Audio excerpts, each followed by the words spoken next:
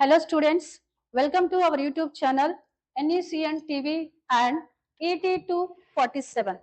I am N. Rajeshwari, Chemistry Assistant Professor in Narayana Engineering College. So in Chemistry subject, second unit, that is Modern Engineering Materials. So in Modern Engineering Materials, some important topics, that is first semiconductors, and second one band diagram of solids, and third one supercapacitors, and next superconductors, last one nanomaterials. So before going to explain about semiconductors, let me discuss about what is the conductors and what is the insulators. So first one, what is the conductors? Conductors means the substance which can allow the passage of an electrical energy to it is known as conductors. Examples, all metals, aqueous solutions, acids, bases, etc. Next one, insulators. Insulators means the substance does not allow the passage of an electrical energy to it is known as insulators. Example, rubber, plastic, paper, etc. And next one, semiconductors. Semiconductors means the conductivity lies between conductors and insulators. That is called semiconductors. So when applying temperature, it acts as a conductors. At zero temperature, it acts as a insulators. Example, silicon and germanium. So next, the semiconductors further classified into two types. First one, intrinsic semiconductors, and second one is extrinsic semiconductors. First one is intrinsic semiconductors. So intrinsic semiconductors is the purest form of semiconductors. So the getting process of intrinsic semiconductor is quite difficult. That's why the cost is very high. Example, silicon and germanium. Coming to extrinsic semiconductors. Extrinsic semiconductor is nothing but doped semiconductors. That means addition of impurities, that is pentavalent impurities and trivalent impurities. So extrinsic semiconductors further classified into two types. N type of semiconductors and P type of semiconductors. First one is N type of semiconductors. So N type of semiconductors means addition of pentavalent impurities. Clear? Example, phosphorus, arsenic, antimony, etc. And P type of semiconductors means addition of trivalent impurities. Example, aluminium, gallium, boron, etc. Next one, pentavalent impurities. Suppose we are taking phosphorus. So phosphorus atomic number is 15. What is the electronic configuration? 2, 8, 5. Clear? So the phosphorus having 5 valency electrons in valency shell. Right? So this is silicon structure. Clear? So in pentavalent impurities, in silicon place we are adding pentavalent impurities of phosphorus. Clear? So phosphorus having 5 valency electrons in valency shell, 4 electrons involved in covalent bond, right? The 4 electrons involved in covalent bond, 1 electron is excess electrons. This excess electrons is nothing but delocalized electrons. So due to this delocalized electrons, to increase the conductivity of silicon and germanium, right? And next one, trivalent impurities. So P type of semiconductors means addition of trivalent impurities. Example, suppose we are taking aluminium. Aluminium atomic number is 13. So electronic configuration 2, 8, 3. So aluminium having 3 valency electrons in valency shell. So these 3 electrons involved in covalent bond.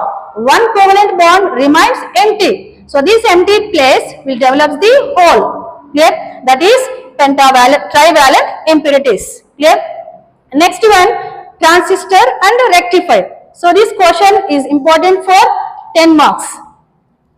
Right? Next one, transistors. So transistor is the semiconducting device. So it is mainly used for amplifier switches of electrical signals. So transistors are mainly classified into two types, PNP transistor, NPN transistors. So this question important for 5 marks. And next one, rectifiers. Rectifiers means rectifier is the electrical device. Clear? The AC is converted to DC. Alternative current is converted to direct current, that is called rectifiers. So rectifiers are mainly classified into two types, half wave rectifier and full wave rectifiers. So this question also important for 5 marks. So next topic is band diagram of solids. So based on band diagram of solids, so this is energy level gap in between valency band and conduction band. So at super metal, so in that is conductors, in conductors zero gap in between valency band and conduction band. Next one, in semiconductors, one electron voltage gap in between valency band and conduction band. So that is when applying temperature, it acts as a conductors. At zero temperature, it acts as a insulators. Right? And next one, insulators. In insulators, 5 electron voltage gap is there in between valency band and conduction band. So next one, supercapacitors. Supercapacitors, the material which can store the maximum amount of electrical energy, that is called supercapacitors, right? The material which can store the maximum amount of electrical energy, that is called supercapacitors. So the supercapacitors mainly, next one, construction, working and applications of supercapacitors. So diagram wise, the supercapacitors construction, the supercapacitors consist of two electrodes. One electrode is positive electrodes and the second electrode is negative electrodes, right? The two electrodes is soaked or immersed in the electrolytic solutions, right?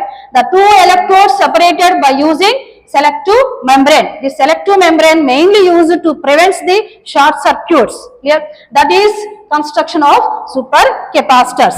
Next one, working of supercapacitors. So formula is C is equal epsilon L by D. So C is the capacitance, epsilon is the dielectric constant, L is the length of the metals, D is the distance between the two electrodes.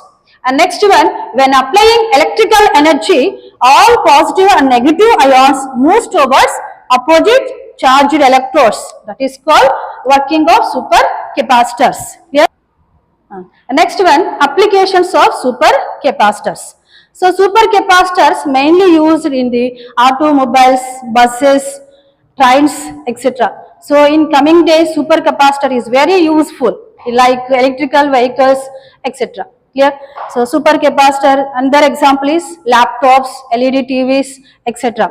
And supercapacitor is the eco-friendly, safe, and next to quick charging and the material which can store the maximum amount of electrical energy. So these are all example for supercapacitors. So coming to next topic, that is superconductors.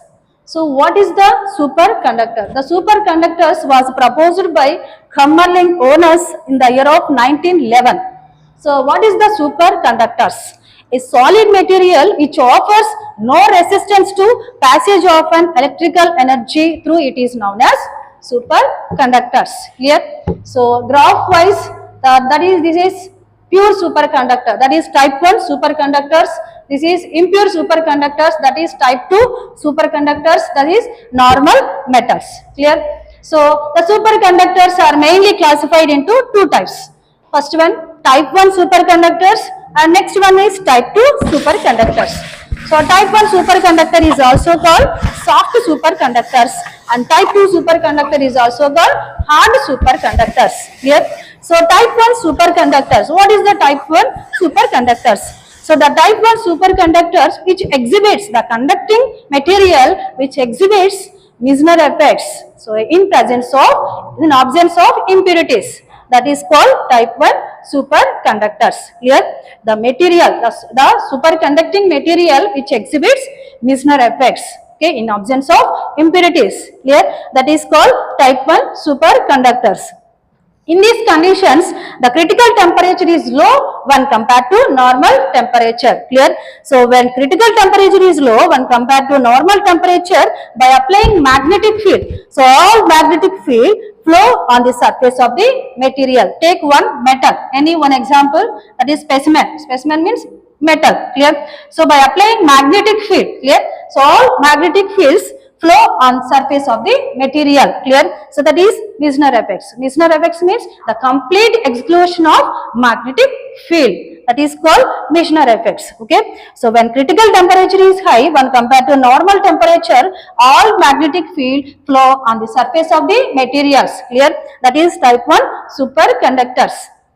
Next one, type 2 superconductors. That is hard superconductors. Okay. So in type 2 superconductors, the conducting material does not exhibit Meissner effects that in presence of impurities. That is called type 2 superconductors. So in this condition, the critical temperature is low when compared to normal temperature. Okay. So in this condition, by applying magnetic field, all magnetic field will throw on this through the surfaces. Clear? That is type 2 superconductors. So type 1 superconductors example mercury, zinc, lead, etc. And type 2 superconductors example niobium silicon, niobium germanium, etc. So from graph wise, what is the difference between type 1 and type 2 superconductors? So in type 1 superconductors, below the Hc value, clear? So below the Hc value, it acts as a superconductors.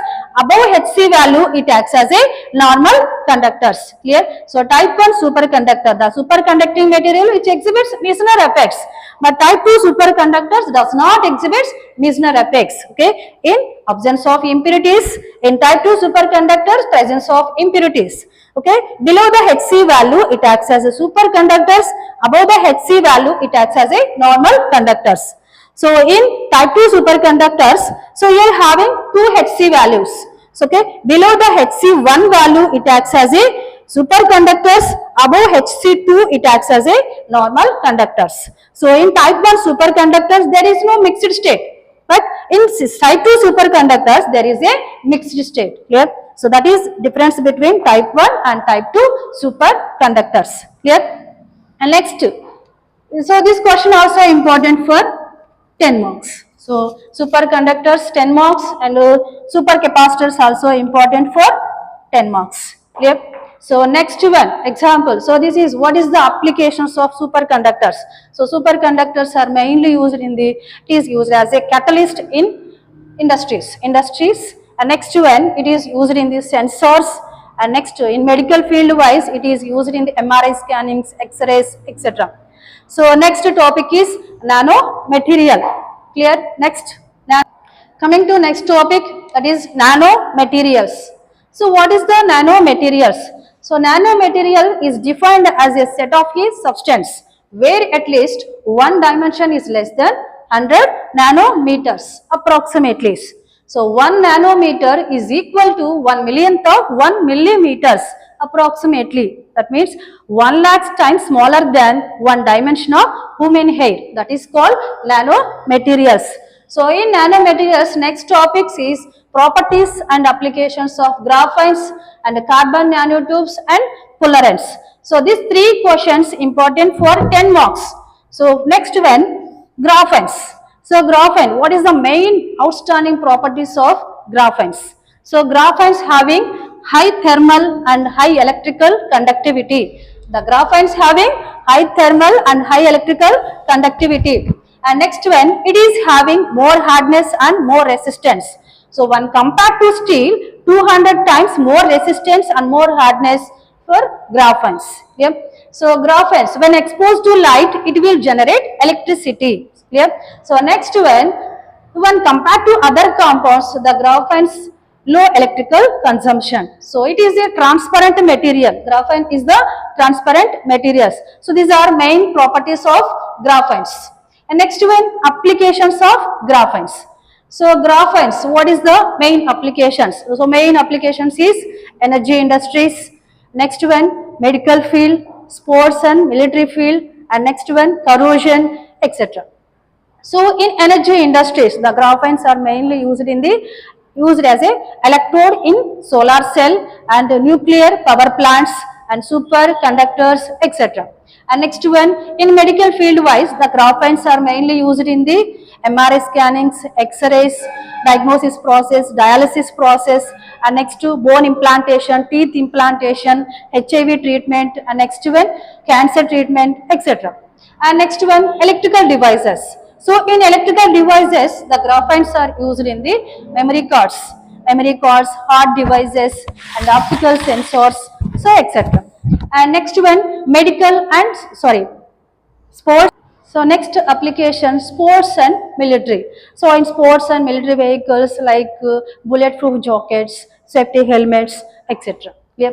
And next one, next application is corrosion, protection of corrosion to prevent the formation of corrosion. And next one promising coating to protection of glass.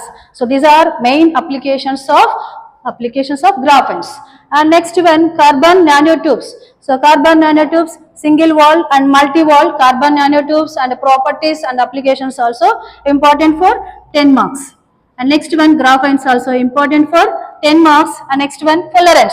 So fullerenes is the types of fullerenes, properties and applications. So this question also important for 10 marks. Clear? So thank you. So thank you all. So subscribe our YouTube channel NECN TV and ET247.